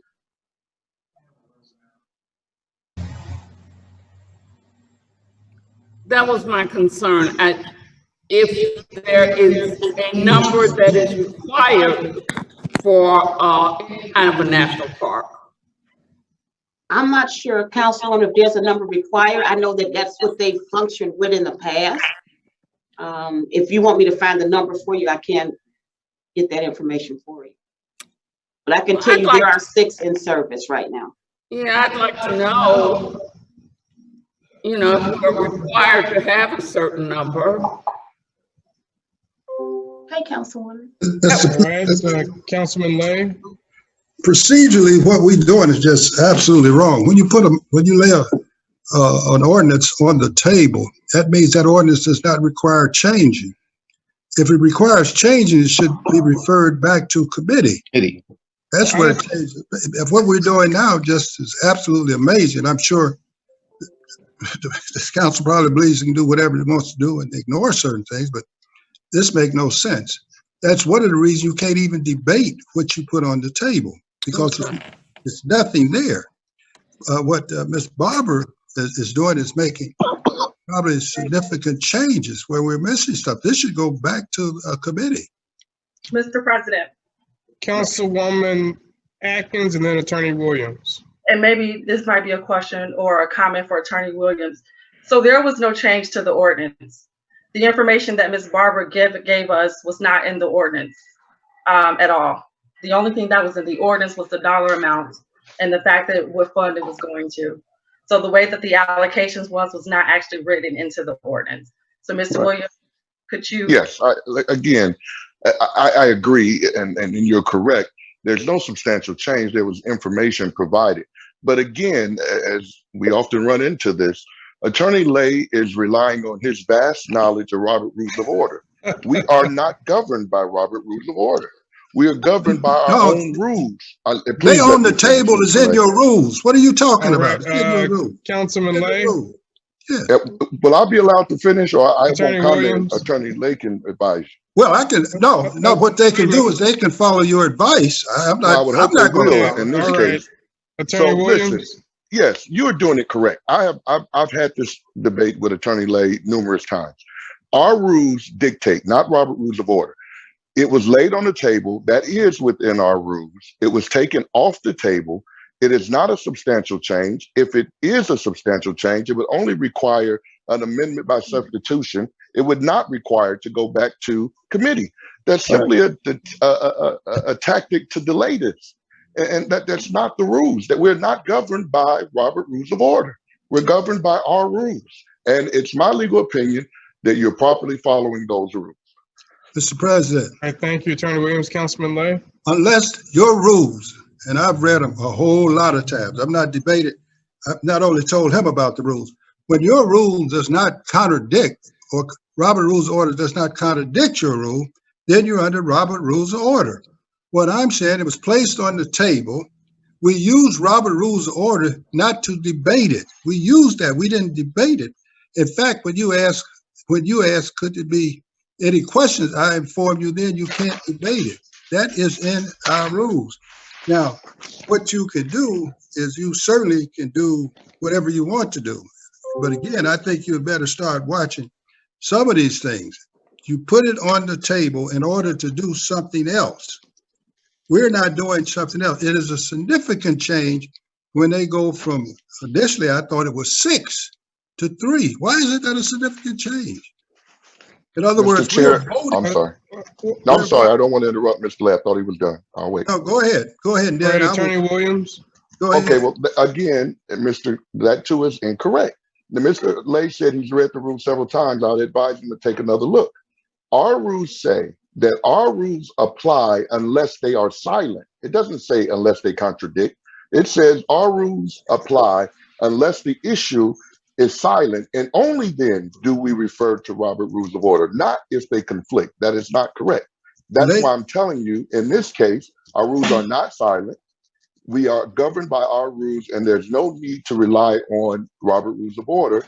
And again, I believe you are doing this correct. I Again, don't have anything else to add. okay, I'm going to add this much. Whatever Mr. Williams tell you, you should take his legal opinion, because I'm not going to defend you. I may appear opposite of you. I'm simply saying if we're going to even look like we understand what we're doing, if you go back and read the rules, it will basically in there is lay on the table. It's in our rules. They're saying lay on the table. That's taken from Robert Rules of Order. They didn't create a new rule. What I'm simply suggesting that if it's on the table and you take it off, if you're amending it, that means you're making substantial changes. I think Ms. Barber is making changes. That's all. I will obviously vote no, but I think she's making changes. Mr. All President, right. Thank you. Councilwoman Atkins? just to clear up, there's no change to the language of the ordinance. All right, thank you. Let's All vote. right, any Mr. other President? Maybe questions? So something we, I don't understand. I thought we were purchasing 6, Mr. President. Now are we purchasing 3? There's no change to the language of the ordinance. No, I understand that. What are they going to do with the money we're freeing up? Are they going to purchase 3 or purchase 6? Is what I'm asking. they're going to purchase 3. I think the issue is that the ordinance did not specify the number, it just specified an amount. Right. And they had discretion to lay out a plan that will be amenable to us. And that's when we talk about Hudson Campbell and Tolliston. And Right. I think there was discussion about each district Right. getting a $5,000, I believe that's correct, to use for repairs at a park or parks. So the idea was to bring some equity around the use of these dollars, but the park board has discretion in terms of the usage. Mr. President, Councilman Barnes Caldwell? Ms. Barber, what do you plan on doing at Roosevelt Pavilion and how soon? We are over at Roosevelt looking at that. I know that you are over there without some air. And I do know the community development has some of the projects going, so we're trying not to like duplicate what's going on over there.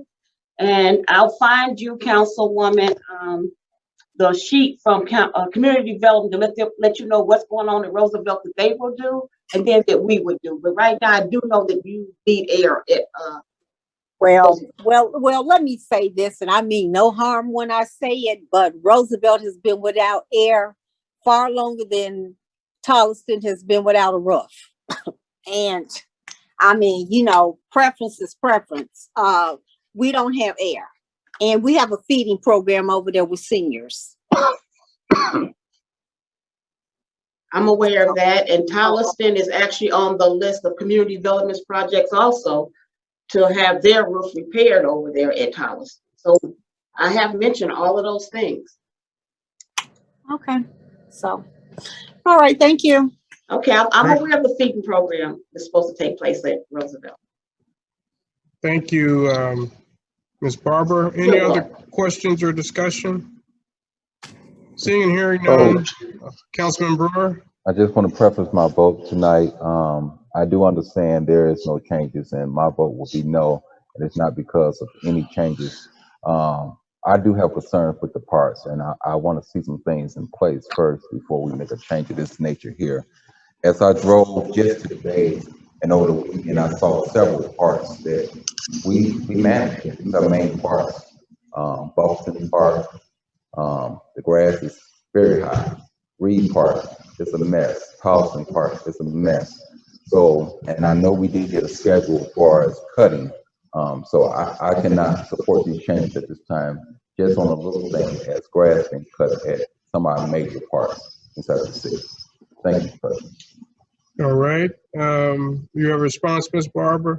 Okay, so if you remember when we talked about this reallocation, one of the things that we needed to do was to bring in a contractor, and that was laid out in that plan also. The contractor to bring in for some of the parks for help. You have 3 people that are cutting parks.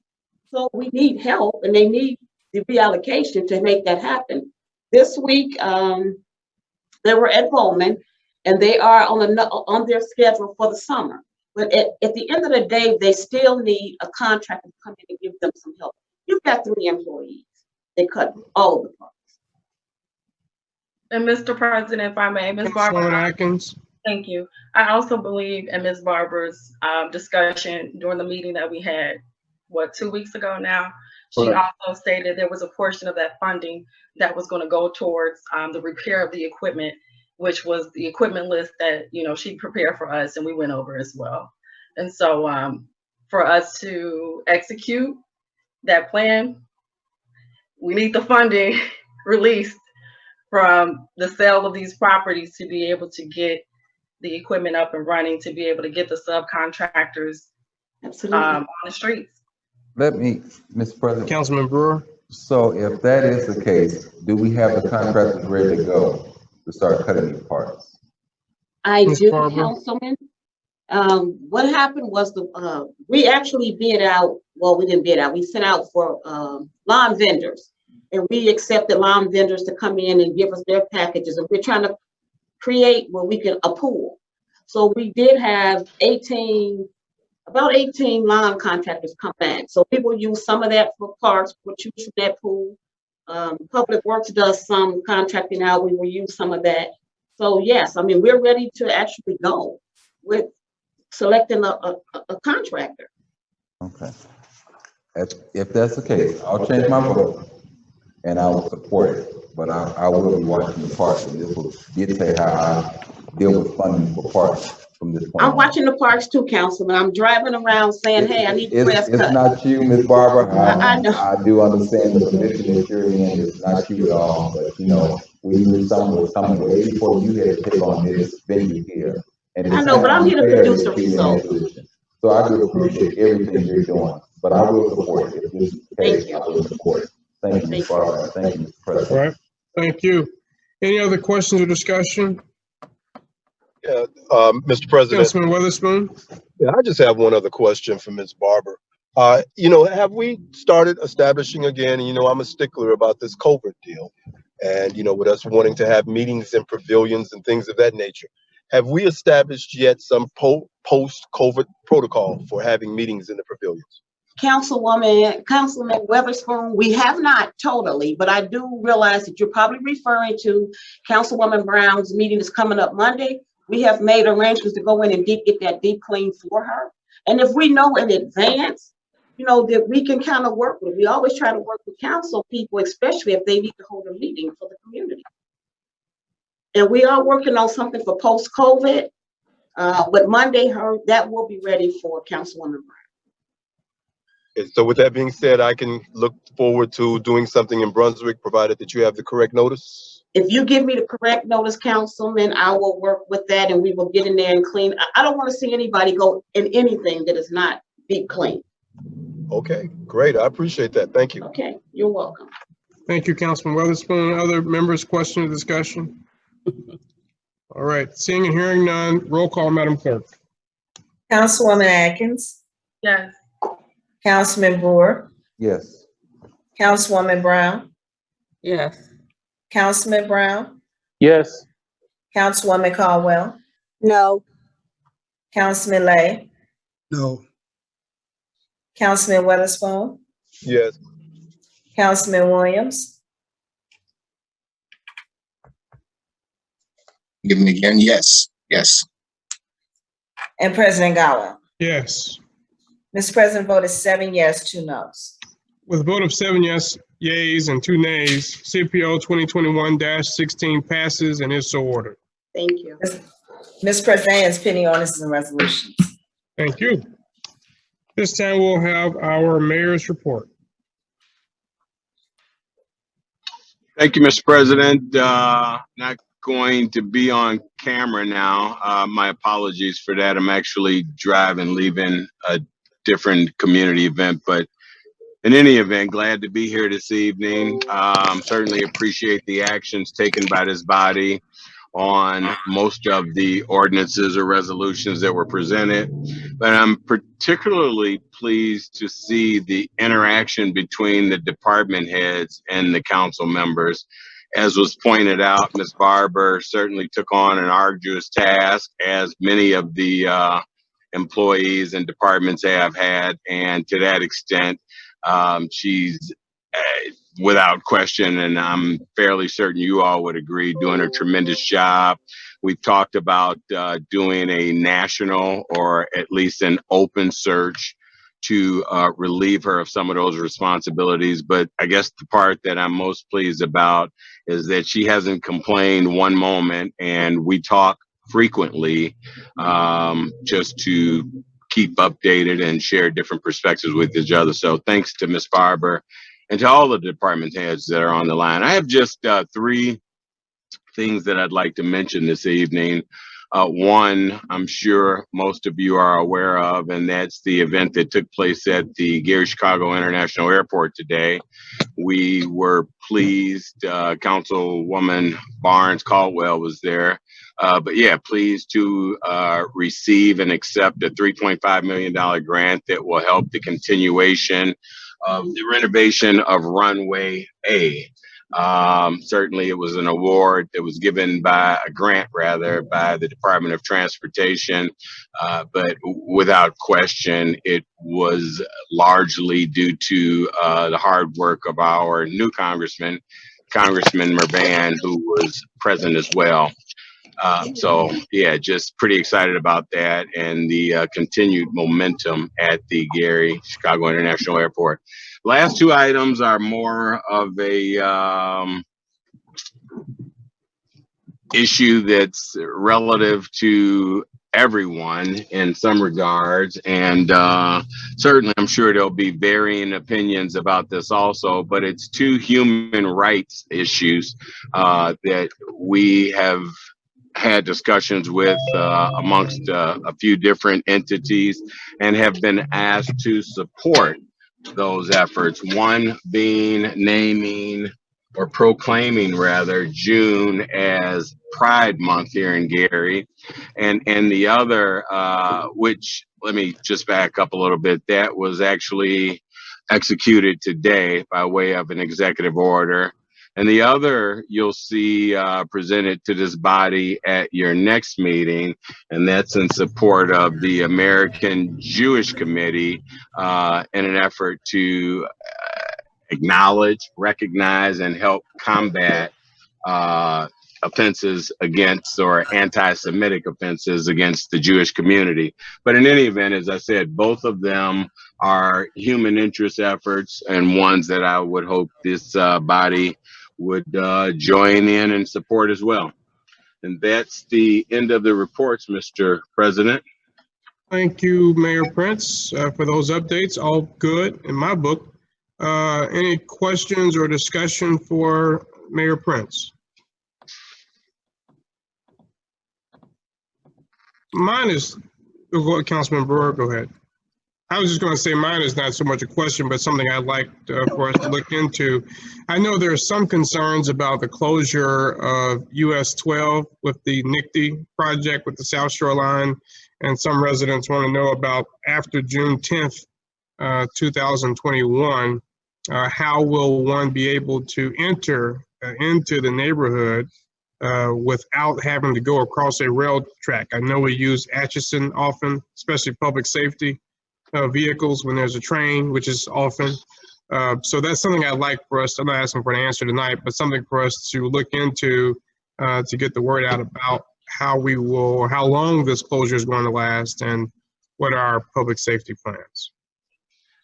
Thank you, Councilman. Great concern, one that we've been engaged in discussion with over the last few days, but prior to the next meeting, certain prior to the 10th, we'll share whatever conclusive information that we received with the body and make sure that it's disseminated to the public as well. Thank you for the concern and the comment. Thank you. Councilman Brewer. Yes, Mr. President, and good evening, Mayor. Do have one question concerning the grass cutting inside the city, and this is on residential properties. I want to know, would you be in favor? I know there's an ordinance on the book, but I believe the length of the grass may be like 6 inches or so like that. With doing an increase in the fee and bringing that length down some, so that way we can help code enforcement also. Received quite a few calls from residents, and these are residents that stays in I would say, esteemed neighborhoods where they're doing their best to keep their properties up. But you have that one or two neighbor that refuses to do right. And if we can put a little more teeth into that ordinance there, just want to know, would you be willing to support that ordinance? And I'm very happy to hear about your administration crafting the ordinance.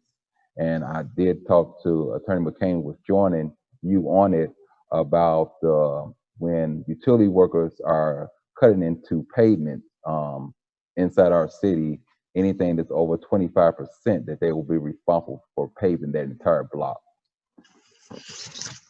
So, Councilman, thank you for the question. I'm not going to give a very long answer. Short answer is absolutely. As you may or may not would be aware, and I believe you are, as we've had at least a few conversations, we're taking several efforts to really address the aesthetic conditions of the city, up to and including utilizing a long-standing state law and one that we have local authority also, in terms of utilizing the UBL. Believe it or not, that can be extended to vacant lots also. And the benefit of it is we can put a little bit more pressure on present landowners, and certainly there's a dual benefit, because even in the essence of an absent landowner, you can place that particular fine or fees associated with whatever remediation has been put forth by us, as a city.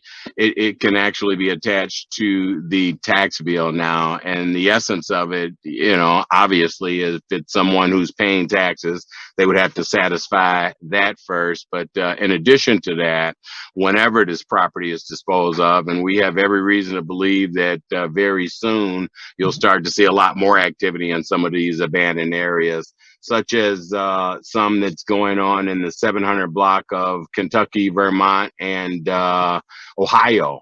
Presently, there's a gentleman over there who's utilizing his own resources. He's acquired a couple of properties. I'm particularly fond of him because he's taken a proactive approach, where we can assist from the city side in terms of cleaning up refuse and debris once he and his team have actually done the excavation. We do, but he doesn't stop there. He goes, further and beyond the call of duty to completely clear those areas out and open them up and make them look inviting to persons who would want to reside. So ultimately, I agree with you 100%, and I'm glad for that collaborative effort to work with the council on that. And I think there probably are a number of fees or fines or ordinances that we can revisit and either tweak or introduce that would help in those efforts. Because ultimately, as you all know, certainly better than I do, based on some of the calls you receive, is that it's the city, as Ms. Barber was alluding to earlier, with 3 persons cutting grass for the parks. You all are aware that we simply do not have the capacity to address all of our areas on demand, and doesn't negate our responsibility to do so, but certainly it goes a long way when we receive those additional efforts from citizens. And to that end, let me just make one last point, sort of on the same line. I was with Councilman Weatherspoon over the weekend, and we actually attended 3 community type cleanup events, pitched in a little bit for whatever time we had there, but more importantly, made sure that those efforts are done in collaboration with our General Services Department, because we also have realized the addition of the Lake County Community Corrections as well as the sheriff to assist in those efforts. And at the very minimum, I think it's just incumbent upon us to go out and encourage those folks. So any efforts that the council's aware of, of a community group, we certainly want to support them. So please encourage those folks to contact General Services Director and try to coordinate it, because at the very minimum, once they're done, we can ensure that the refuse that's collected at those particular sites are picked up or is picked up, in an extreme timely fashion. One last thing, Mr. President, the mayor. I know previous years we passed an ordinance inside the council where if there was a fire in a residence or business, the city here will lien that property 10% of those proceeds. I just want to make sure that we're still collecting those proceeds.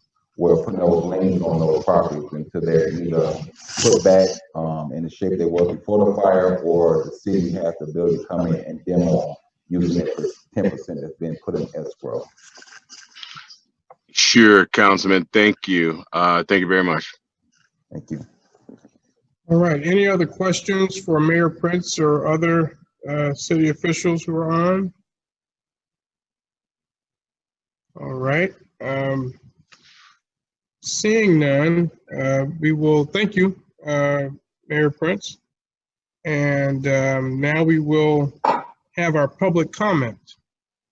I believe we have Ms. Diana Sandlin of the Gary Economic Development Corporation, 2 minutes. And then we'll have, please make sure you're muted. And Councilman Brown, make sure you're muted.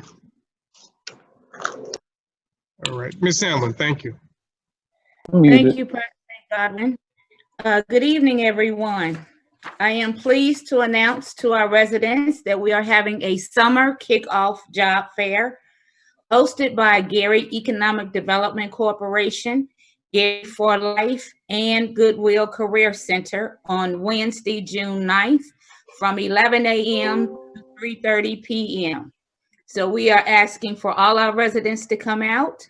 Employers are excited about coming out since this is our first one since COVID.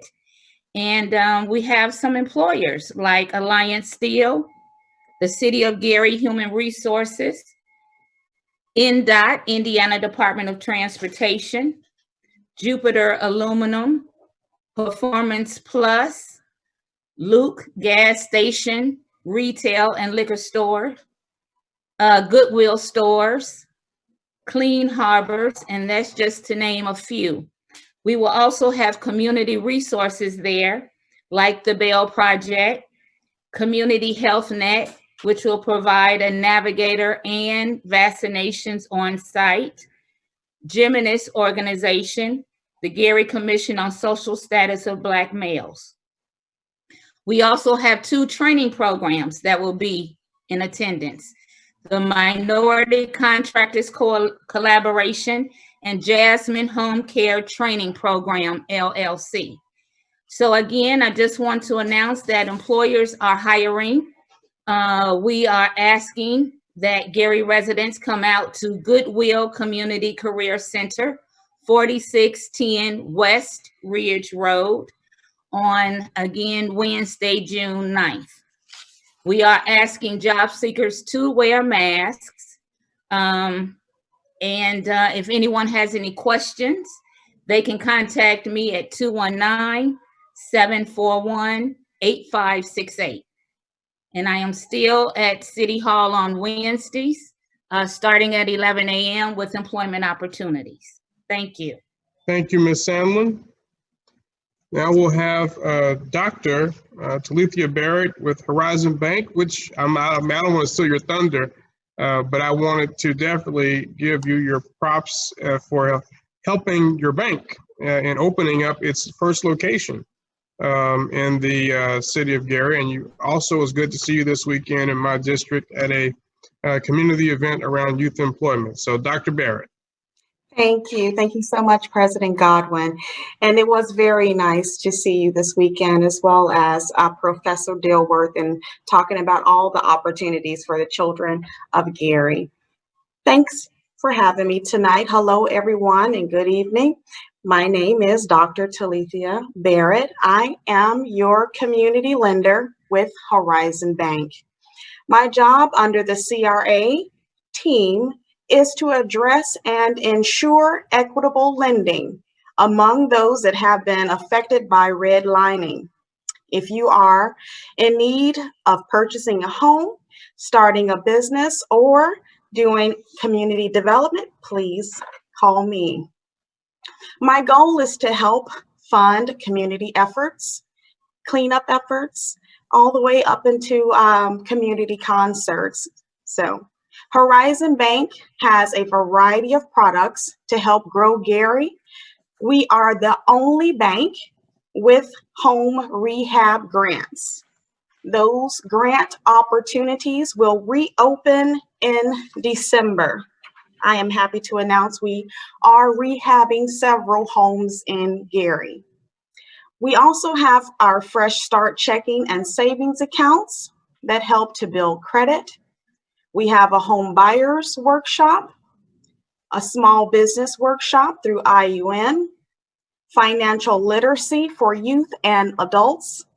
We invite everyone to open accounts with us because, as you can see, we really stand on community development.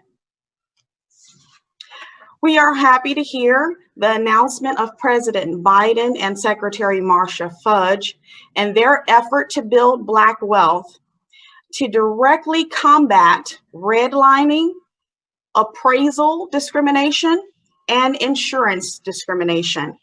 President Biden announced he will invest dollars into Black businesses. I see Gary uniquely positioned to take advantage of these collective efforts to rebuild Black wealth. Our challenge with Horizon Bank right now is the lack of inventory. That means housing inventory, houses under 160,000, which targets our demographics of low to moderate income earners. I hope to work with all 6 districts to bring about developments through Horizon Bank's CRA efforts and outreach programs. And my team and I are willing to come out to any of your community meetings. We are able to open youth bank accounts, as of course, with their parents, as well as give financial literacy there with any community efforts that you have. So put us to work, give us a call, and thank you, everyone, and have a good night.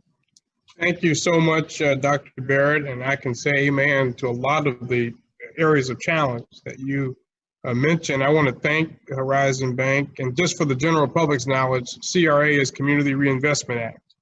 And that's the responsibilities of banks where we lend to be active and engaged in supporting the communities where they function.